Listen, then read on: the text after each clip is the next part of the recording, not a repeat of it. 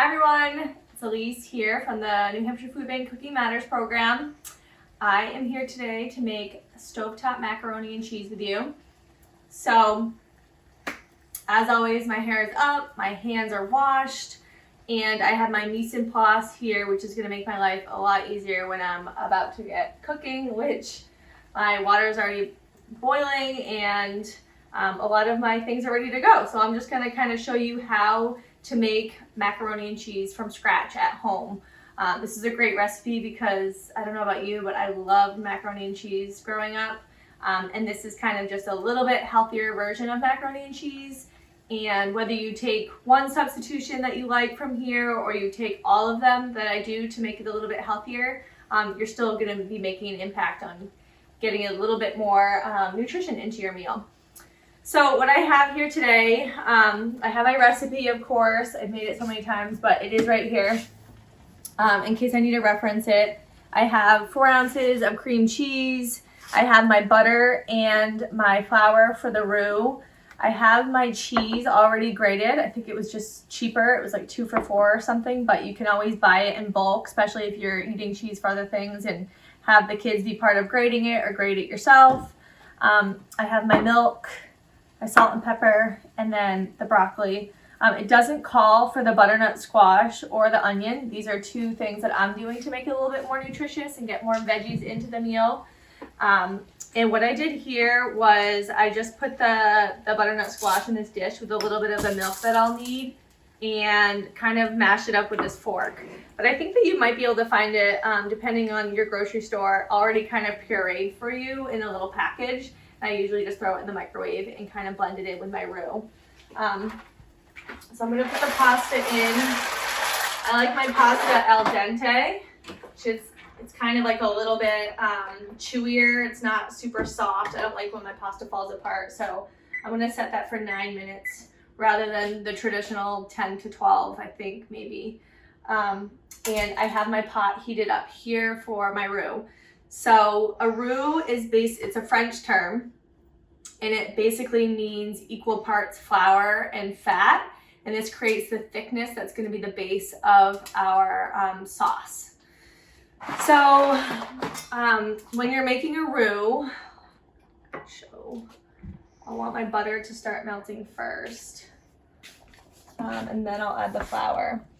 And when I'm doing this myself, I'm usually kind of more patient with it, and the milk is kind of cold, but if the milk is warm, it's actually going to speed up the process. So since we're here, I'm just going to throw the milk in the microwave for a minute and start to get it heated up, so when I put it in the pan, it doesn't take as long to thicken or to kind of melt.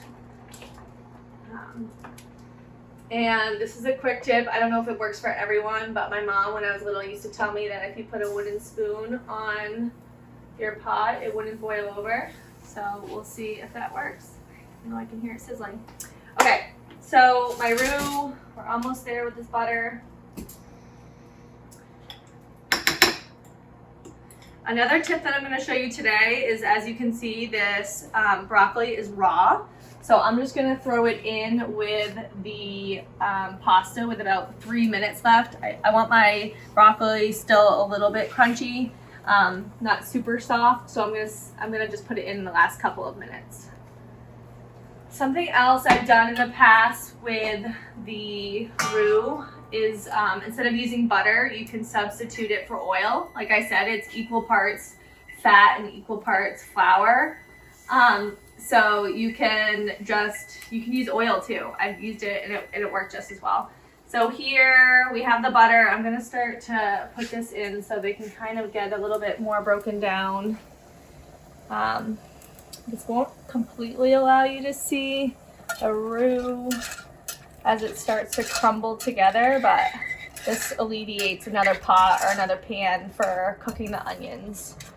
And I am all about easing less pots and pans and speeding up the cooking process. So those are going to start to become fragrant and translucent, and I'm going to give it another 30 seconds and then I'm going to add my flour. So I didn't really talk about the grains that I use for this, but I'm going to start to talk a little bit about how this macaroni and cheese is a little bit healthier than your traditional. One easy substitution, depending on if your family's ready for it or not, is using whole grain pasta instead of enriched pasta. So even if your family's not ready, you could possibly just substitute half and half and try to start to make those transitions. I'm using whole grain pasta tonight, so that's one of my substitutions that I'm making. I'm adding onions, so I'm getting some of those different nutrients in that I wouldn't typically be getting. And then I'm adding 2 other kinds of veggies. And then I'm adding low-fat cheddar cheese and low-fat cream cheese, as you can see here. It's like 1/3 less fat than cream cheese, and you can't really tell when it's all together in the recipe. So I'm going to show you now how to add the roux. You can kind of start to see it's sizzling. It looks beautiful. The onions are caramelizing in the butter. And then it's going to get kind of crumbly and it kind of just disappears. This is a nice base. So hopefully milk is a little bit warm. I'm just going to add a little bit at a time and start to mix it together so it gets hot. See that it's thick. Do it again. That beautiful thickness. Again.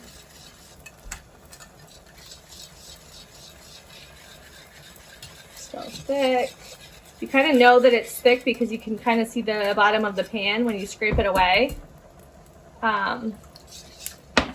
And if I used it cold, it would have kind of just stunted the pan and it would have taken longer to heat up. I added quite a bit there, but it's almost thick. So you kind of wait for that to thicken up again, just like we just did.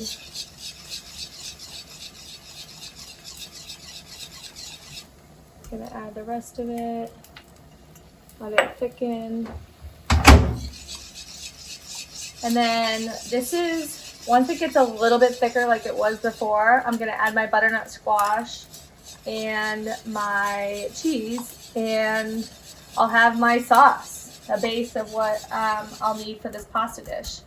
Since we're here, we're waiting for that to heat up, I'm gonna add my broccoli, because there's about 3 minutes left. Let's see if all this fits in this pan.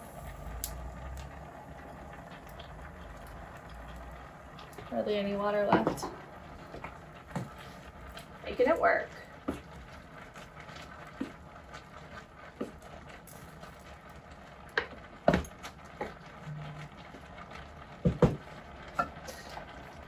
I don't want that.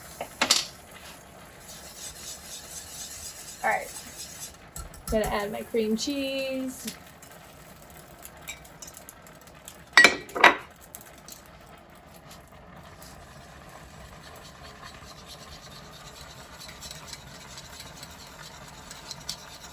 The whisk is really nice for this, but if you just have a fork, that should work too.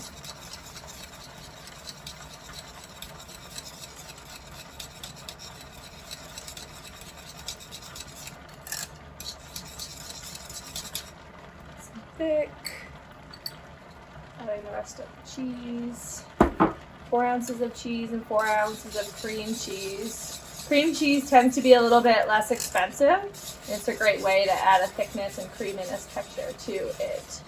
Last but not least, I don't want to forget about my squash. I definitely probably could have used bigger pans here. Let's give this a stir because things are not getting as much attention as they probably need. All right.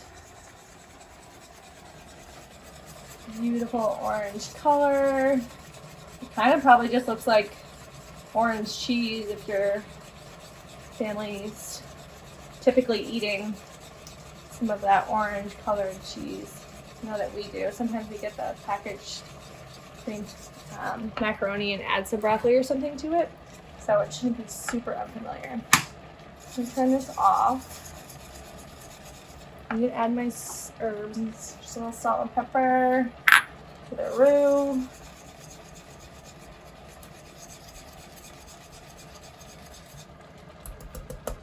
All right, and we'll be back in a few minutes and I'll show you how to just combine them.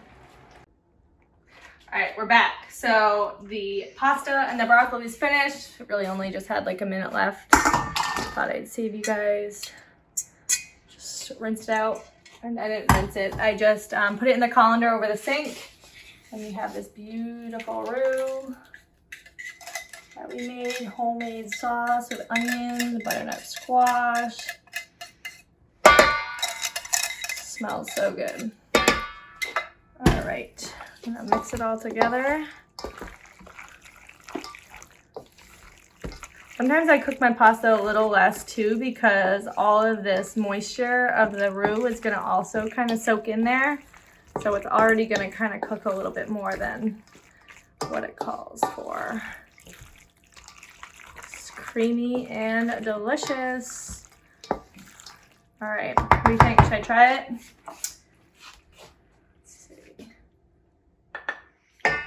Might need a little pepper, little flake pepper for the top. It's probably really hot too. Really good. I hope you enjoyed learning how to make homemade macaroni and cheese, and you consider trying one of these or two of these or all of these substitutions to make it a little bit more healthy. And we'll see you next time.